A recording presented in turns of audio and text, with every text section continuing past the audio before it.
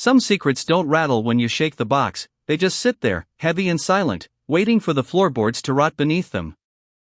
For Arthur Miller, that box lived in the bottom drawer of his cherrywood desk, beneath tax forms from 3 decades ago and a handful of faded Polaroid snapshots from summers in Michigan. He was 64 years old, retired from a 30-year stint at the County Water Authority, and accustomed to a life measured in the steady tick of a grandfather clock in the hallway. His house on Elm Street in Grand Rapids was too big for one person, especially after Martha passed away in the spring of the previous year. The rooms echoed with a quiet that felt less like peace and more like an uninvited guest who had taken off his shoes and settled in for the long haul. Arthur spent his mornings the same way he had for 40 years, black coffee, the sports section of the Grand Rapids Press, and a half-hour staring out the kitchen window at the neighbor's overgrown hydrangea bushes. It was a comfortable routine, insulated from the friction of a world that kept moving faster than he cared to chase it. But routines have a funny way of wearing thin right at the seams. On a Tuesday morning in late October, the mail carrier dropped a small, square envelope through the slot in the front door, right onto the scuffed hardwood floor. It wasn't a bill, and it wasn't a junk mail flyer for local lawn care. The handwriting on the front was sharp, upright, and instantly recognizable, even after 22 years of absolute silence. It was from Sarah. His daughter. Or rather, the girl who used to be his daughter, before a bitter argument over a college tuition check, a slammed front door, and a stubborn refusal to pick up the phone drew a permanent line in the dirt between them. Arthur's hand shook slightly as he lifted the envelope, his thumb catching on the edge of the blue ink. He didn't open it right away. Instead, he carried it over to the kitchen table, sat down very slowly, and stared at it as if it might detonate if he applied too much pressure. When he finally slit the top open with a butter knife, a single white card slipped out onto the table. Inside were just 2 sentences, written in that same unyielding, angular hand. The blue house on Maple in Traverse City is being sold next month. If you want the old workbench in the garage, you have until Sunday to come get it. There was no signature, no love, and no inquiry about his health or how he was holding up after Martha's passing. It was purely transactional, a logistical notice about timber, metal, and old memories rotting away in a northern Michigan garage. Arthur felt a hot flash of indignation rise up from his chest, the same defensive pride that had kept him from dialing her number when she graduated college, when she got her first apartment in Chicago, and when she got married in a civil ceremony he only read about in the local newspaper. He wanted to crumple the note up, throw it into the trash can under the sink, and go back to his coffee and his crossword puzzle. He wanted to preserve the fortress of his own righteousness that he had built brick by stubborn brick over 2 decades. Instead, he found himself walking out to the garage, stepping past the rows of neatly labeled paint cans and gardening tools, and staring at his own workbench. It was smaller than the one in Traverse City, but it was sturdy, built with his own hands back when things made sense. He remembered teaching Sarah how to hold a hammer when she was 7, her small hand wrapped around the wooden handle while he guided her fingers with his own. He remembered the smell of pine sawdust and the way she used to laugh when a shaving stuck to her forehead. That memory hit him with the physical force of a cold wind off Lake Michigan, knocking the wind right out of his sails. The stubbornness didn't feel like armor anymore, it felt like a cage he had locked from the inside. By Thursday evening, Arthur had packed a small overnight bag, thrown a faded canvas jacket into the passenger seat of his sedan, and pointed the hood north up US 131. The autumn trees blurred past in shades of rusted orange and deep crimson, a landscape he used to know by heart before he let distance become a habit. The drive took 3.5 hours, most of it spent in silence except for the low hum of AM talk radio and the rhythmic slap of windshield wipers clearing away a persistent, misty drizzle. As he crossed the county line into Traverse City, the air smelled differently, sharper, colder, carrying the unmistakable damp tang of the big lake just over the ridge. Maple Street was a quiet neighborhood of modest homes with wide porches and tall oak trees shedding their final leaves onto asphalt driveways. The blue house was easy to spot, a bright orange for sale sign was staked into the patchy front lawn, and the driveway was completely empty. Arthur parked his sedan at the curb and killed the engine. The silence that followed was heavy, broken only by the ticking of the cooling metal hood and the distant caw of a crow perched on a telephone wire. He sat there for a long time, his hands gripping the steering wheel so tightly his knuckles turned white. What was he even doing here? He was an old man chasing a ghost, walking into a trap of his own making, ready to reopen old wounds that had barely managed to scar over. He reached for the door handle, then stopped, his palm resting against the cold plastic.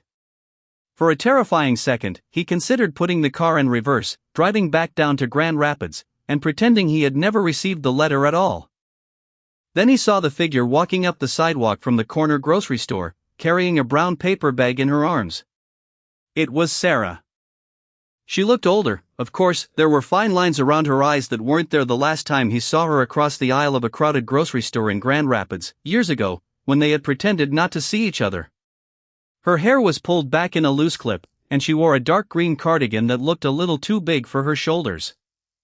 She stopped dead in her tracks a few yards from the driveway, her gaze locking onto his sedan. The brown paper bag shifted in her arms as she tightened her grip on it, her expression shifting from casual weariness to a complicated mixture of shock, wariness, and something darker that Arthur couldn't quite place. Arthur pushed the car door open and stepped out onto the wet asphalt, his joints popping in the damp air. He felt clumsy and exposed, like a trespasser caught on private property. "Arthur," she said. Her voice wasn't warm, but it wasn't screaming either. It was flat, carrying the weight of all those unsaid words between them. "Sarah," he replied, his own voice sounding cracked and thin in the open air. He cleared his throat, taking a slow step toward the front of the car. "I got your note." She didn't smile.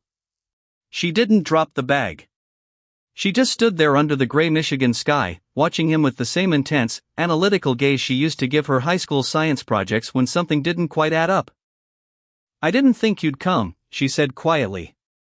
"You're usually pretty busy ignoring my existence." That sting hurt, but Arthur knew he had earned every word of it. He didn't flinch, and he didn't offer a defense or an excuse about how proud or stubborn he had been. He just looked down at the wet pavement between them. "I was busy," Arthur admitted, his voice barely audible over the rustle of leaves in the wind. "For a long time, I was real busy being right. Turns out, being right is a terrible way to keep a house warm." Sarah's eyes flickered, a momentary crack in her armor before she recovered herself. She shifted the bag to her other arm and pointed toward the detached garage at the end of the long gravel driveway. "The side door is unlocked," she said, her tone professional, almost detached. "The workbench is yours if you want it. The real estate agent is coming by on Monday to appraise the property, so whatever is left in there after Sunday goes to the estate sale company." She turned on her heel and started walking toward the front porch of the blue house, her boots crunching on the gravel. She didn't invite him inside. She didn't ask if he wanted a cup of coffee or where he was staying for the night. Arthur watched her go, a sharp ache settling deep in his chest. This wasn't a movie reunion. There were no tearful embraces, no dramatic apologies that instantly wiped away 20 years of silence. This was real life, messy and bruised and painfully slow. He walked slowly down the driveway toward the garage, his boots crunching on the loose stones. The wooden door was warped at the bottom, sticking slightly as he pulled it open with a sharp tug that sent a shower of dried paint flakes tumbling onto the concrete floor. Inside, the garage smelled of old oil, cedar shavings, and dust. And right there against the back wall, bathed in the dim gray light filtering through a grimy window, was the workbench. It was covered in a thick layer of sawdust and old coffee mugs left behind like archaeological artifacts. He walked up to it and ran his palm across the scarred wooden surface, feeling every notch, gouge, and burn mark from decades of projects long finished. He spent the next 2 hours in that cold garage, working in silence. He didn't talk to anyone, he just took a rag and a can of WD-40 from a shelf, wiping down the rusty vices and sweeping the floorboards until the space felt less like a forgotten storage unit and more like a place where someone could actually start over. As the sun began to dip below the tree line, casting long, bruised shadows across the neighborhood, the side door of the garage creaked open. Arthur looked up from where he was kneeling by a box of old hand tools. Sarah stood in the doorway, holding a battered red thermos and 2 mismatched ceramic mugs. She didn't come all the way in, but she held one of the mugs out toward him, her arm extended just far enough to bridge the gap between them.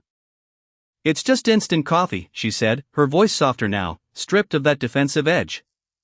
"Not as good as the stuff you make at home, probably."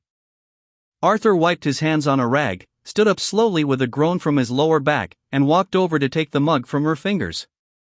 Their hands brushed for a fraction of a second, cool skin touching warm skin, a tiny spark of contact after all those years in the dark. "Thank you, Sarah," he said, looking down into the dark liquid. She leaned against the wooden doorframe, looking out into the dim garage, her breath pluming slightly in the cooling air. "Don't thank me yet. I still haven't decided if I'm going to forgive you for being the most stubborn man in the state of Michigan." Arthur gave a quiet, raspy chuckle, the first genuine laugh he had let out in months. He took a sip of the bitter coffee, feeling the heat travel down his throat, cutting right through the chill. "Fair enough," Arthur said, nodding slowly as he looked out at his daughter in the fading light. "Take all the time you need. I'm not going anywhere."